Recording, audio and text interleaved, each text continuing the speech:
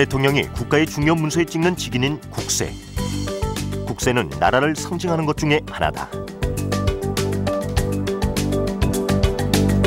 왕이 절대 권력을 갖고 있었던 조선시대에는 국세가 더욱 큰 의미를 지닐 수밖에 없었는데, 지금부터 조선 왕권의 상징이었던 옥세 제작 과정에 대해 알아보자.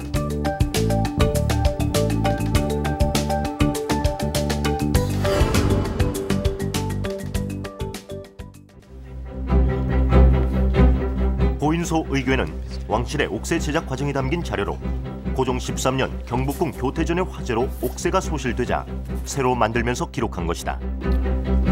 여기에는 소요 물품과 경비, 걸린 기간, 각 부서의 역할 등이 상세히 언급되어 있는데, 그 구체적인 내용을 통해 옥세가 어떻게 만들어졌는지 엿보기로 하자.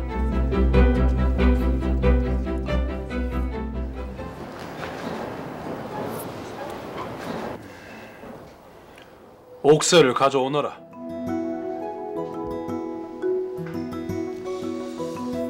자, 옥세는 임금의 도장, 국세, 대보 이름이 참 많네요. 다양하게 돼 있네.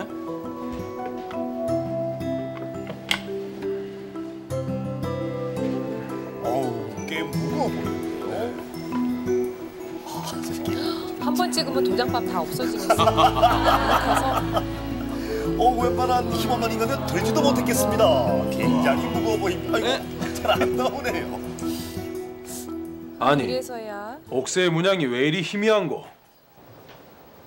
송구하오나 폐하, 일전 화재 사건으로 대부분의 옥세가 녹아버려 변변한 것이 없는 줄로 아옵니다. 이거 큰일이구나. 이렇게 수많은 문서들을 처리하려면 새로 옥세와 보인을 만들어야 하지 않겠느냐? 서둘러서 보인을 다시 만들도록 하여라. 분부대로 거행하겠사옵니다.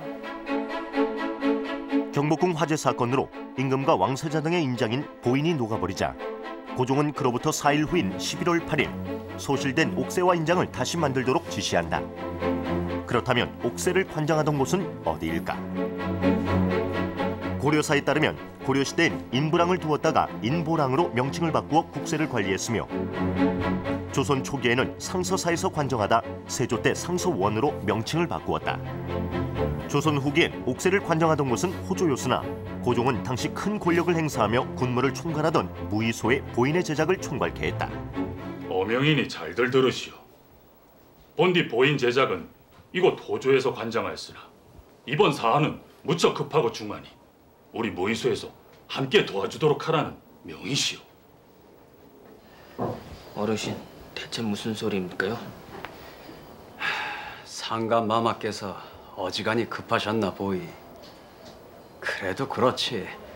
어찌 1년의 제작 기간이 필요한 일을 한 달 내에 끝내라고 하시니. 그쪽 옥세장은 따로 할 말이 있으신가? 아닙니다. 잘 알아서 명을 받들지요. 그래요. 이번 보인 제작을 맡을 관리를 추천하게 되면 일이 빨리 시작될 터이니 옥세장은 그리 알고 준비하시게. 그렇다면 옥세장이란 직분은 어떤 사람에게 주어졌을까? 세종실록을 보면 글을 쓰는 교소관들도 옥세 제작과 관련한 공부를 했음을 알 수 있고, 숙종 이후엔 옥세 정각 장인을 육성하기 위해 이들 외에 그림을 그리는 도화원의 화공들 중 가장 유능한 한 명을 뽑아 옥세 제작의 모든 공정을 가르쳤다고 한다. 그래, 일관들이 특일한 날이 언제인가? 예, 11월 16일 오시가 가장 좋은 때라 하옵니다. 그럼 그리 시행토로 하면 되겠구나. 전하, 전흥길 등을 임시로 임명하시어 이들로 하여금 일을 하게 함이 어떠하시겠습니까? 그대들이 추천하는 인재라면 믿을만하지 않겠는가? 그렇게 하시게. 성은이 만극하여이다. 옥세를 만드는 일은 국가 중대사였다. 보인소 의궤에 따르면 이 작업에 21종류의 분야, 총 67명의 공장인이 투입되었다. 이야, 대규모네요. 자, 이제 날짜가 잡혔으니 우리도 바빠질 듯하오. 함께 문자를 고안해 봅시다. 우선 조선 왕보부터 볼까요? 야, 이게 뭐 그냥 쉽게 글씨만 파는 게 아니에요. 종류는 다 있군요. 옛날 사용했던 것들을 보는 거지요. 서사관이 보시기엔 어떻소? 내가 보기엔 문제가 없어 배요. 영세부에 잘 맞춰져 있는 것 같고. 물론이요. 옥새 정각의 마무리 작업까지 생각을 하여 그려온 것이요. 자네도 좀 보게나.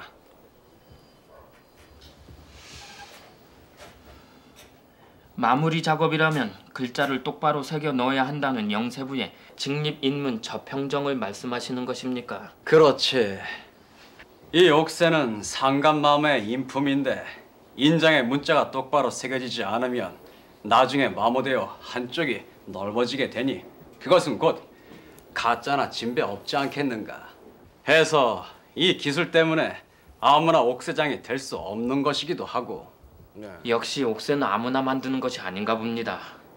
그런데도 어설픈 솜씨로 옥새를 위조하려는 자가 있으니. 그렇다. 옥새의 위조는 조선의 국가기강을 물랑케 하는 병폐였다. 옥새 제작은 비공개, 비기록을 원칙으로 삼았으며 제작 관리도 수시로 바꾸었다고 한다. 야, 저 위조를 방지하기 위한 방법도 꽤 있었을 것 같아요. 아이고, 뭐가 이렇게 무겁냐? 허리가 휘었네. 이것이 다 숙동이나 항석인데 그럼 감이 올 줄 알았나? 남은 양이 얼마인데 벌써부터 김태기는. 뭐? 또 뭐가 더 있는데? 무이소뿐만이 아니라 호조에서도 은 880냥에 전 2344냥을 출하했다던데. 아이고, 나라님 도장은 무겁기도 무겁구만. 저게 옥새라는 재료군요. 이렇게 옥새 작업을 위한 소요 경비 및 재원 조달이 끝나면 곧이어 옥새를 만들기 위한 작업에 들어가는데. 야, 이게 간단한 일이 아니에요. 1876년 12월 15일 11개의 보인 중 먼저 4개의 보인 제작이 이루어진다. 어르신, 왜 굳이 멀리 있는 흙을 쓰십니까? 이 사람 아무리 바빠도 옥새 제작할 흙을 아무거나 쓰겠나. 이 진흙에 뼈가루를 섞어 만든 활석 가루에 간수와 종이를 섞어 거푸집을 만들어야 하니 어서 서두르게. 이러단 금속을 용주할 시간조차 없겠어. 자, 어서들 서두르게나. 옥새를 만들기 위해서는 먼저 좋은 흙을 준비하고 그 흙을 대여섯 번 걸러내 얻어낸 진흙에 뼈가루 등을 넣어 활석 가루를 만든 후 활석 가루에 탁포를 넣어 밀랍에 글씨가 잘 써지도록 바른다. 그 밀랍 위에 문자 학을 통해 준비한 인문을 새기고 손잡이 형상인 류를 조각한 후 간수와 종이 등을 섞어 거푸집 준비 흙을 완성한다. 인문 전각판에 미리 준비해둔 흙을 붙여 거푸집을 형성시켜 말리고 가마 작업을 통해 거푸집을 구워 금속을 용주하는 과정을 거치면 옥새가 완성된다. 그럼 이렇게 보수된 보인들의 모양과 재질은 어떠했을까? 그중 조선 왕보를 살펴보자. 조선 왕보는 은으로 다시 주문하고 도금했는데 특히 거북이 손잡이는 거북이 발에 약간씩 비늘을 새겨 대조선 주상 지보와 똑같은 거북이 꼭지를 사용했다. 거북이 배 아래 인근 구멍이 있으며 상방대전으로 가로와 세로에 2글자씩 넣어 전각했다.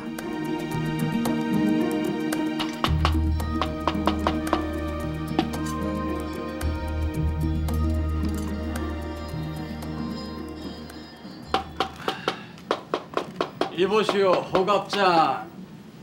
그래, 함 만드는 일은 잘 돼 가시오. 보셨습니까? 이렇게 급하게 만드는 것이 처음이라 쉽지가 않습니다. 나도 이 장인들과 함께 일해본 적이 없는지라 참 어색하오. 저같이 매듭만 짓는 매듭장인은 다양하게 교육을 받아 팔방미인의 재주를 가지신 어르신들이 참 부럽습니다요, 그려. 무슨 말을 그리 하시나. 난 평생 옥새만을 만드는 사람이고 자넨 매듭만 만든 사람이니 결국은 매 한 가지 아닌가.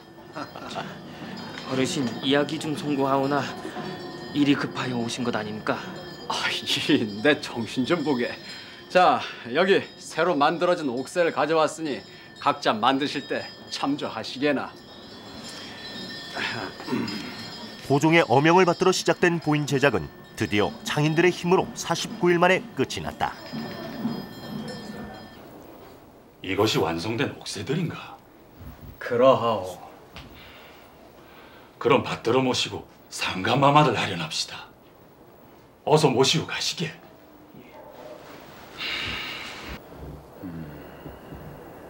바로 저겁니다. 이것이 이번에 만든 보인들인가? 그러하옵니다, 전하. 훌륭하구나.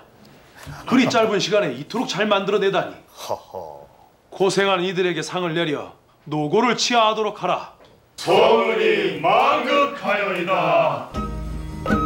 국가의 상징물이자 왕권의 자존심인 옥새. 옥새를 만드는 데는 이렇듯 많은 사람들의 노력과 정성이 들어갔던 것이다.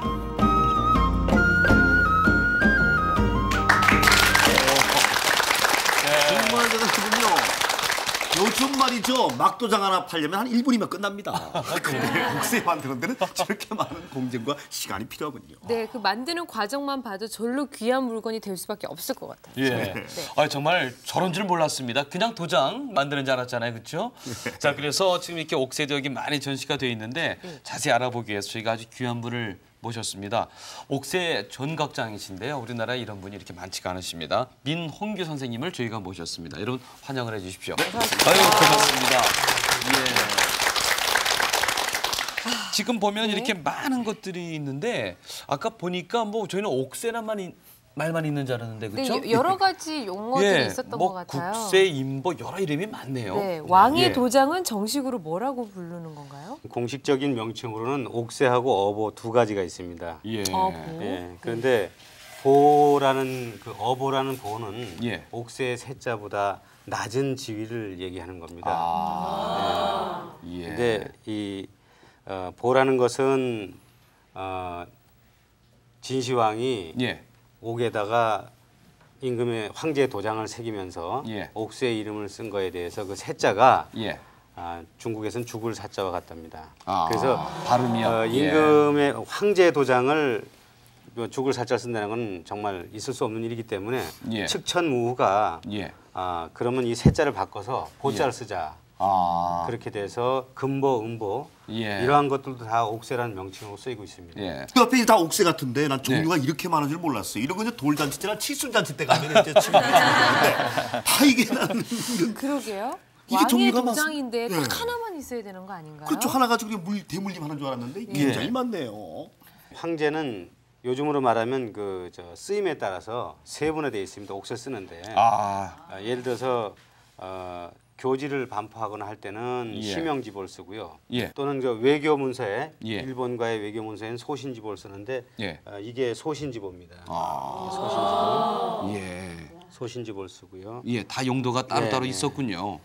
그다음에 이제 요것은 유서지보인데 요것도 이제 비슷한 경우에 씁니다. 그다음에 서적을 반포하거나 할 때 쓰는 선사직이라는 것도 선사지보 같은 것도 있고요. 또 군사라든지 외교에 쓰는 그 황제지보라든지 또는 대조선 국보라든지 그런 게 있습니다. 특히 이런 것들은 일본에 상당히 우리가 그 예전에 많은 문화를 줬을 때 썼던 겁니다. 이건 은으로 된 겁니다. 은으로요? 예. 근데 하나 궁금한 것은 마치 이렇게 부적 보는 것처럼 글씨가 이렇게 각지게 반듯반듯하게 쓰는 이유가 아까 잠깐 소개가 되긴 됐습니다만은 영세부라는 것은 옥새 제작 비전인데요. 옥새를 전수한 옥새 정각 장인들에게 구전으로만 전합니다. 예전엔 기록을 하지 않았습니다. 아까 저 드라마에서도 보셨듯이 기록을 남기게 되면 반드시 이게 밝혀지기 때문에 암기를 하게 시켰던 겁니다. 그리고 이 글씨가 이제 구부리는 것은 영세부에서 보면 옛날에는 이제 그 기운을 좋게 하기 위해서 획수를 맞추는 겁니다. 그래서 이 구부려뜨리고 누린 것도 획수를 늘리거나 줄이는 거. 요즘에 그 개인 인감 도장 보면은 어떤 것은 성공입니다, 어떤 것은 행운입니다. 그런 데 쓰는 것들이 그 뉘앙스들이 다 요즘에 여기서 나온 것들인데 그 원리가 영세부에서 나왔던 겁니다. 그리고 이제 한마디 더 말씀드리면 중국에서는 이런 것을 구첩전이라고 했는데 우리는 상방전이라고 명칭을 했습니다. 그게 참 재밌는 게요. 여기 보면은요. 이렇게 좀 보면은 요 거북이는 목이 이렇게 좀 내려가 있는데 요거는 거북이가 고개를 쫙 숙이고 그러네요. 그 이유가 눈썰미가 참 있으시네요. 서로 네? 쳐다보는 네. 게 각도가 조금 다르죠. 네요. 그 이유가 있습니까? 이거? 예, 요게 조선 초에 보면은 명나라에게 사대를 하면서 명나라가 강하게 느껴질 때는 우리가 이렇게 고개를 숙였습니다. 이런 식으로. 그런데 명나라의 그 관계에 있어서 좀 명이 좀 약하게 점점 그 명나라 중국 자체에서 좀 쇠약해질 때 상대적으로 우리 문화는 힘이 강할 때, 우리 문화의 힘이 강할 때는 이렇게 뻣뻣하게 했는데 조선 후대에 올수록 이렇게 많이 고개를 세웠습니다. 근데 김인호 박사님, 그러니까 이게 어떤 거는 거북이고 말이죠, 어떤 건 용이고 이런 게 왜 이 구분이 있을까요? 이게 사실은 중국에 저희가 제후국 형태로 돼 있었기 때문에 중국에 가서 그 도장을 받아왔었습니다. 이게 받아왔을 때 저희가 이제 제일 좋은 그 용 무늬를 돼 있는 거를 받아와야 되는데 중국에서는 이제 거북이 모양으로만 돼 있는 군유만 주었거든요. 그러다 보니까 이제 그 저희가 군유를 받아서 외교 문서 같은 데는 그걸 사용을 했고요. 저희 자체적으로 쓸 때는 이제 따로 이렇게 용 무늬로 이렇게 만들어 가지고 자체적으로 썼던 것들이죠. 용이 더 높은 자리를 뜻하는 그렇죠. 동물인가요? 이순이가 거북인가요? 예. 그렇군요. 아까 말씀하셨듯이 용도 같은 용이 이렇게 구부리고 있는 용이 있는가 하면 고종 때 좀 서서히 일어나는 용. 그래서 정말 우리가 일어났잖아요, 나중에. 용이 되게 커졌어요. 그런데 이거는 용도 아니고 이게 좀 궁금합니다. 독수리. 이건 독수리 같기도 이거 하고요. 뭡니까? 이거는 제가 전 용인 줄 알았어요. 큰 용. 요즘에 그 중국의 동북공정이라든지 일본의 독도 문제 때문에 상당히 문제가 많은데요. 요거는 삼조고라고 해서 고구려 상징새입니다. 고구려 고분 벽화를 보게 되면 그 벽화 안에 보면 좌우측에 용과 봉황을 두고 가운데 거대한 그 태양이 뜨는 태양 가운데 있는 새입니다. 그러니까 이 새는 그 그림으로 보면 용이나 봉황보다 위에 있다는 것을 그림으로 표현하고 있는데요. 여기 보시면 발이 3개입니다. 그래서 삼족이거든요. 그리고 그래서 그 고구려 고분 벽화에 있는 평면화를 입체로 만든 겁니다. 그래서 앞으로는 옥새가 이렇게 기존에 이제 용이나 거북이도 좋지만 이렇게 희망적으로 우리 고구려를 상징하는 걸로 나가고, 그다음에 이 바닥에 있는 이 인물은 글씨는 고구려 광개토왕비의 글씨를 빼서 옥새를 만든 겁니다. 이게 대한민국이라고. 네, 대한민국이라고 제가 이렇게 넣어보면 돼요. 앞으로 우리나라 옥새도 이제는 이렇게까지도 가야 된다는 걸 제가 말씀드리고 싶어서. 우리나라 옥새가. 네네. 우리 민홍규 전각장께서 하시는 일이 그 뜻대로 잘 이루어졌으면 좋겠습니다. 우리 지금 국가적으로 좀 중요한 문제잖아요. 우리 민족이 옹비하고 정말 이렇게 보니까. 세계적으로 이렇게 전각장이 남아있는 나라가 그렇게 많지 않다고 들었습니다. 네, 우리나라만 지금 이어지고 있습니다. 그러면 민홍규 선생님께서는 거의 세계에서 유일하신 일을 하고 계신 거라고 할 수 있겠습니다. 정말 존경스러운데요. 보통 쉬운 일이 아닌 것 같은데요. 이 작업은 종합예술이라고 할 수 있습니다. 그리고 아까 말씀드린 대로 중국에는 없는 우리나라만 유일하게 이제 내려오는 옥새 이 전수가 되고 있는데요. 옥새를 만드는 데는 아까도 말씀드렸지만은 영세부라는 게 있어가지고 어떻게 종합예술을 하되 어떻게 작업을 만들 것인가 하는 방법들인데 거기는 이제 서예를 어떻게 쓰며 조각은 어떻게 하고 또 주물은 어떻게 하고 전각은 어떻게 하고 하는 이런 다양한 방법을 공부하는 작업을 해서 만드는 것들이 나옵니다. 그런데 이 옥새 전각장이 옥새를 만들고 나면요. 그 이후에 다른 뭐 다회장이라든지 매듭장들이 모여가지고 옥새 이런 그 수술도 달고 또 이런 함도 만들고 하는 이런 의전 같은 그 세팅이 있는데 그 다양한 그런 작업을 해서 옥새 한 그 품위를 만든다 하더라도 결국은 옥새를 작업하는 옥새장이 이 옥새를 주도해 나간다고 볼 수 있습니다. 그렇군요. 정말 훌륭한 일을 하고 계시네요. 얼마나 바쁘시면 면도할 시간도 없어요. 자, 저희가 이렇게 해서 옥새가 얼마나 이 여러 가지 과정을 통해서 정말 귀하게 만들어진 건지를 알아봤는데요.